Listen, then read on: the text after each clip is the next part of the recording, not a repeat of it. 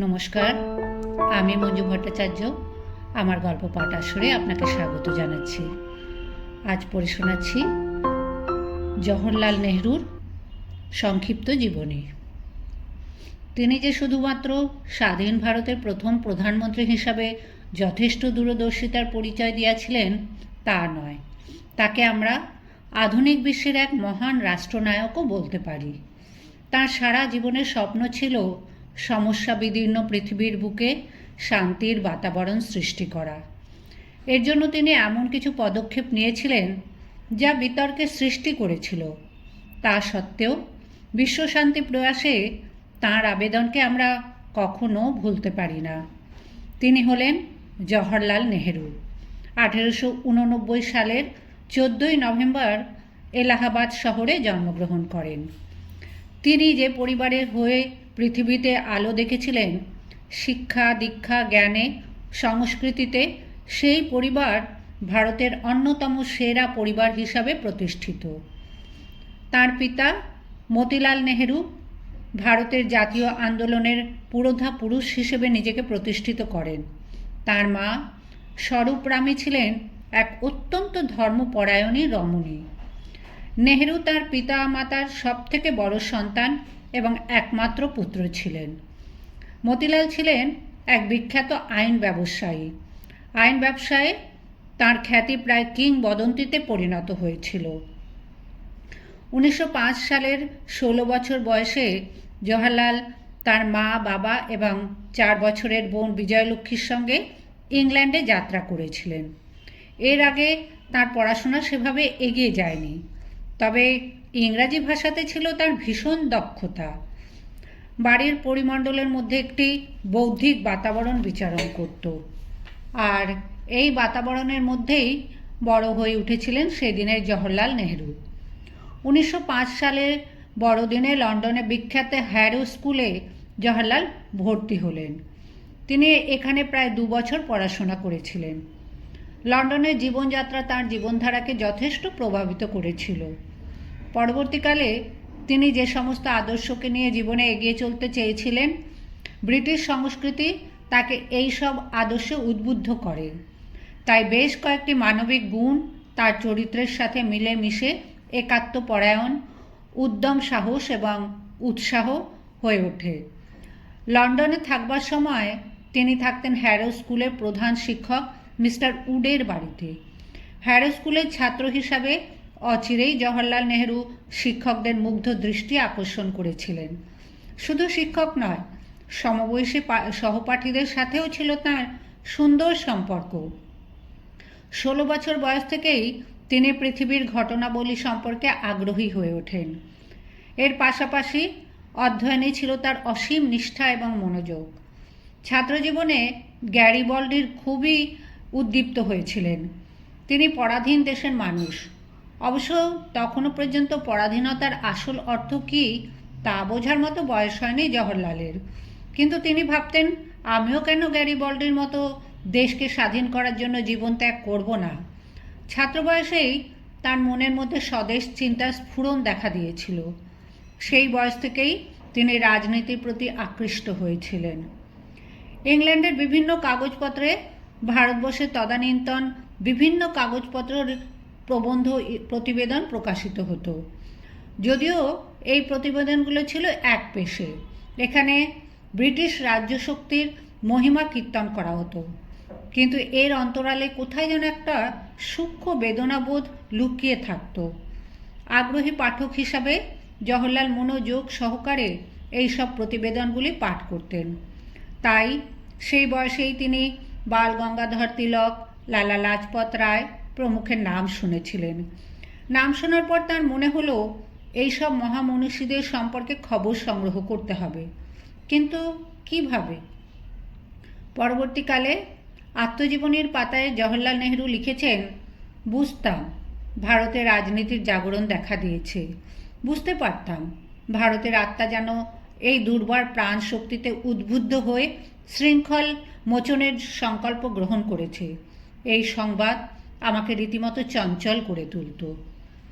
হ্যারোর পাঠ শেষ হলে জওহরলাল এলেন আর একটি বিশ্ববিখ্যাত শিক্ষা নিকেতন ট্রিনিটি কলেজে। কেমব্রিজ বিশ্ববিদ্যালয়ের অন্তর্গত এই কলেজটিকে আমরা একটি অত্যন্ত উঁচু শ্রেণীর শিক্ষা প্রতিষ্ঠান বলতে পারি। 18 বছর বয়সে জওহরলাল এই কলেজে পা রেখেছিলেন। যখন তিনি কেমব্রিজে আসেন তখন ইংল্যান্ডের রাজনৈতিক পরিস্থিতিতে এক নতুন যুগের সূত্রপাত হচ্ছে। এতদিন পর্যন্ত যেসব ধ্যান ধারণাকে ইংল্যান্ডের মানুষ গ্রহণ করেছিলেন তার বিরুদ্ধে এখানে সেখানে বিদ্রোহের আগুনের আঁচ জ্বলে উঠেছিল। কেমব্রিজে জওহরলাল 3 বছর পড়াশোনা করেছিলেন। এই 3 বছরের মধ্যে তার ব্যক্তিত্বে যথেষ্ট পরিবর্তন ঘটে গেল। 1910 সালে কেমব্রিজের পড়া শেষ হলো। ন্যাচারাল সায়েন্সের ট্রায়ালস পেয়ে তিনি 2য় শ্রেণীর অনার্স লাভ করলেন। এবার তাকে আইন পড়ার জন্য লন্ডনে আসতে হবে। এখানে কেটে গেল 2 বছর। 1912 সালে ব্যারিস্টারি পাশ করলেন।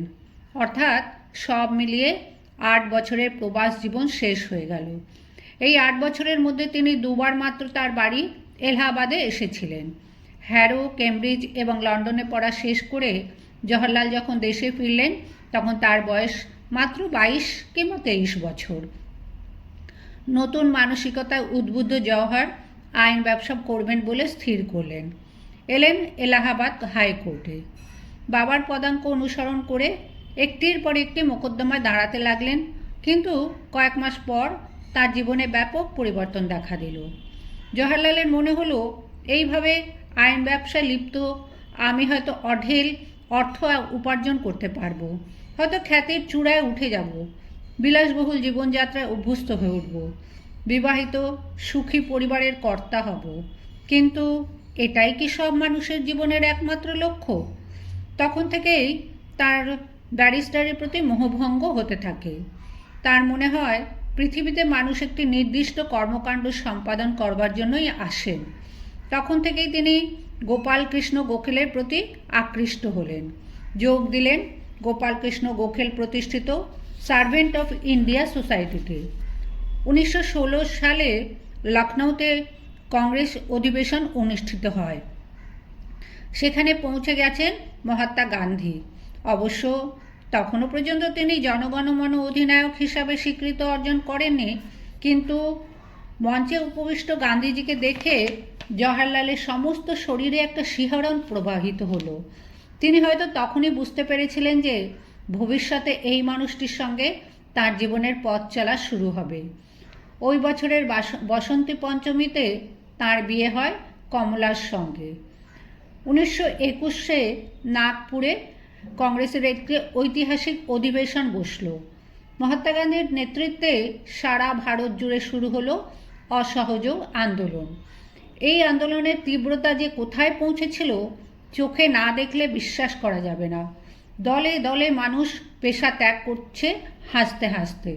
স্কুল কলেজ থেকে ছাত্ররা বেরিয়ে আসছে। সারা দেশ জুড়ে শুরু হয়েছে চরম অরাজকতা। 1 বছরের মধ্যে সেই আন্দোলনে ঝাঁপিয়ে পড়লেন তরুণ জওহরলাল।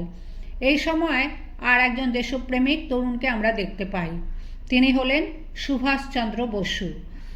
অসহযোগ আন্দোলন শুরু হওয়ার কিছুদিনের মধ্যেই প্রায় 30,000 কংগ্রেস নেতা এবং কর্মীকে কারারুদ্ধ করা হয়। জেলখানায় চলে গেলেন মতিলাল নেহেরু এবং তার একমাত্র পুত্র জওহরলাল নেহেরু। লখনৌ জেলে জওহরলালের রুদ্ধ কারার দিন যাপন শুরু হলো। তবে জেলে থাকতে থাকতেই মহাত্মা গান্ধীর নির্দেশনামা অনুসারে এই আন্দোলন তুলে নেওয়া হয়। জেলখানায় বসে এই খবর পেয়ে তরুণ জওহরলাল খুবই ব্যথা পেয়েছিলেন। তার লেখা আত্মজীবনের পাতায় তিনি তার এই মোহভঙ্গের কথা পরিষ্কারভাবে স্বীকার করে গেছেন। তার নির্দিষ্ট তারিখের আগেই তাকে জেলখানা থেকে মুক্ত করা হলো। এই ঘটনার কিছুদিন বাদে 1922 সালের 10ই মার্চ আহমেদাবাদে আন্দোলনরত মহাত্মা গান্ধীকে গ্রেপ্তার করা হলো। তার বিচারের সময় জওহরলাল নিয়মিতভাবে আদালতে যেতেন। বিচারে গান্ধীজির 6 বছরের কারাদণ্ড হয়। ওই বছরেই বিলেতি কাপড়ের দোকানে পিকেটিং করার সময় জওহরলালকে আবার গ্রেপ্তার করা হয়। আদালতে গিয়ে তিনি সকলকে অবাক করে আত্মপক্ষ সমর্থন করলেন না, এমনকি তিনি কোনো আইনজীবীকেও সঙ্গে নিলেন না। এবার বিচারে তাকে 1 বছর 9 মাস সশ্রম কারাদণ্ড দেওয়া হলো। তাকে পাঠিয়ে দেওয়া হলো লখনৌ জেলে। জেলে বসে জওহরলাল আর একটি ভয়ঙ্কর সংবাদ শুনতে পেলেন। তিনি শুনতে পেলেন যে কংগ্রেসের আন্দোলন আর আগের মতো তীব্র নেই। সেখানে এখন দেখা দিয়েছে এক অদ্ভুত অবস্থা। কংগ্রেস প্রায় ভাগ হয়ে গেছে। একদল পরিবর্তন চাইছেন, অন্য দলের বিরোধী। পরিবর্তনপন্থীদের মধ্যে আছেন তাঁর পিতা মতিলাল নেহেরু এবং দেশবন্ধু চিত্তরঞ্জন দাস। এরা দুজন মিলে একটি ঐতিহাসিক সিদ্ধান্ত গ্রহণ করেছিলেন। এরা স্থির করলেন আইনসভার ভেতরে গিয়ে দ্বৈত শাসনকে অচল করতে হবে। স্বরাজ্য দল সৃষ্টি হলো। এই দলের জনপ্রিয়তা অসম্ভব বৃদ্ধি পেল। 1923 সালের জানুয়ারি মাসের শেষের দিকে জওহরলাল জেল থেকে মুক্তি পেলেন। তাকে নিখিল ভারতীয় কংগ্রেসের সম্পাদক করা হয়েছে। সঙ্গত কারণেই তার উপর কাজের অনেক বেশি দায়িত্ব দেওয়া হয়েছে। তিনি পরিবর্তন বিরোধীর মধ্যে থেকেই কংগ্রেসের কাজ করতে থাকেন। ইতিমধ্যে মতিলাল নেহেরু তার এলাহাবাদ বাসভবনের কিছু অংশ কংগ্রেসকে দান করেছেন। সেই অংশের নামকরণ করা হয়েছে স্বরাজ ভবন।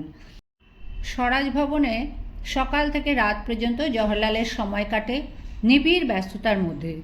তাকে সারা ভারতের খবরাখবর রাখতে হয়, প্রত্যেকের কথা মন দিয়ে শুনতে হয়, বিচার বিবেচনার আশ্বাস দিতে হয়। তখন থেকেই জওহরলালের মধ্যে একটা নেতাসুলভ গুণ দেখতে পাওয়া গিয়েছিল। 1925 সালে কমলা নেহেরুর অসুখ হয়। তার চিকিৎসার জন্য জওহরলালকে ইউরোপে আসতে হলো। সঙ্গে ছিলেন 8 বছরের মেয়ে ইন্দু, অর্থাৎ ইন্দিরা, তার একমাত্র সন্তান। তারা সুইজারল্যান্ডের একটি স্বাস্থ্য নিবাসে কিছুদিন কাটিয়েছিলেন। সেখানকার মনোরম আবহাওয়াতে কমলা নেহেরুর ভাঙা শরীর অনেকটা সুস্থ হয়ে ওঠে। 1927 সাল শেষ হয়ে এলো। লখনৌতে থাকার সময় জওহরলাল খবরের কাগজে সাইমন নিয়োগের সংবাদ পাঠ করলেন। 1917 সালে মন্টেগু চেমসফোর্ড রিফর্ম বা সংস্কার প্রবর্তিত হয়েছে। তখন পার্লামেন্টে ঘোষণা করা হয়েছিল যে 10 বছর বাদে ভারতে একটি কমিশন পাঠানো হবে। এই কমিশন তদন্ত করে দেখবে ভারতের শাসন পদ্ধতি কেমন আছে। যে কমিশনকে তদন্তের ভার দেওয়া হয় তারই নামকরণ করা হয় সাইমন কমিশন। 27 সালের শেষের দিকে জওহরলাল সুইজারল্যান্ড থেকে ভারতে ফিরে এলেন। তিনি কংগ্রেসের মাদ্রাজ অধিবেশনে যোগ দিলেন। এই অধিবেশনের সর্বসম্মতিক্রমে একটি ঐতিহাসিক প্রস্তাব গ্রহণ করা হয়, যার ফল হয়েছিল সুদূর প্রসারী। বলা হলো যে সাইমন কমিশনকে সম্পূর্ণভাবে বর্জন করা হবে, কারণ এই কমিশনে কোনো ভারতীয় সদস্য নেই। ব্রিটিশ সদস্যরা কিভাবে ভারতের সাধারণ মানুষের দুঃখ দুর্দশা কষ্ট উপলব্ধি করতে পারবেন? 1928 সালে এই কমিশন ভারতে এলো। শুরু হলো তীব্র বয়কট। এই বছর জওহরলাল পাঞ্জাব, হরিয়ানা, দিল্লি এবং যুক্তপ্রদেশের 4টি প্রাদেশিক সম্মেলনে সভাপতিত্ব করেছিলেন। তার অগ্নিস্পর্শী ভাষণ শুনে তরুণরা একেবারে উন্মাদ হয়ে যেতেন। তখন তিনি হয়ে উঠেছেন ভারতের সমস্ত তরুণ এবং যুবক সম্প্রদায়ের নয়নের মণি। 1929 সালটিকে আমরা অনায়াসে তাঁর জীবনের একটি অত্যন্ত গুরুত্বপূর্ণ বছর হিসেবে চিহ্নিত করতে পারি। ওই বছর লাহোর কংগ্রেস তাকে সর্বভারতীয় কংগ্রেসের সভাপতি পদে নির্বাচিত করা হলো। ওই অধিবেশনে কংগ্রেসের তরফ থেকে পূর্ণাঙ্গ স্বাধীনতার প্রস্তাব করা হয়। প্রসঙ্গত বলা হয়, পরবর্তীকালে জওহরলাল আরও 3 বার কংগ্রেসের সভাপতি হয়েছিল। 1940 সালে দ্বিতীয় বিশ্বযুদ্ধের সূচনায় এবং 1942 সালে ঐতিহাসিক অগাস্ট বিপ্লব শুরু হবার সময় আবার জওহরলালকে কারারুদ্ধ করা হয়। অবশেষে যন্ত্রণাদগ্ধ দিনগুলির অবসান হয়ে গেল। 1947 সালে 15ই আগস্ট ভারত তার অতি ঈপ্সিত স্বাধীনতা লাভ করে। সেই দিন জওহরলালকেই ভারতের প্রথম প্রধানমন্ত্রী পদে মনোনীত করা হয়। মধ্যরাতে জাতির উদ্দেশ্যে প্রদত্ত ঐতিহাসিক ভাষণে জওহরলাল আবেগরুদ্ধ কণ্ঠস্বরে ঘোষণা করেছিলেন, ভারতের নরনারী এবং পৃথিবীর মানুষের সেবায় উৎসর্গ করার শপথ আজ আমাদের গ্রহণ করতে হবে। ভারতের সেবা মানে লক্ষ কোটি ভারতবাসীর সেবা। এবার প্রধানমন্ত্রী হিসাবে আমরা অন্য এক জওহরলালকে দেখতে পেলাম। এতদিন পর্যন্ত জওহরলাল মানেই বিপ্লবের আগুন, জওহরলাল মানেই প্রতিবাদী কণ্ঠস্বর। এবার তাকে এক দক্ষ প্রশাসকের ভূমিকায় দেখা গেল। মনে রাখতে হবে, তিনি যখন ভারতের শাসনভার গ্রহণ করেন তখন ভারত ছিল সমস্যা সংকুল একটি দেশ, সদ্য একটি স্বাধীন দেশ। প্রথমত সাম্প্রদায়িক দাঙ্গার সমস্যা, দ্বিতীয়ত দেশভাগজনিত কারণে আগত উদ্বাস্তুর সমস্যা।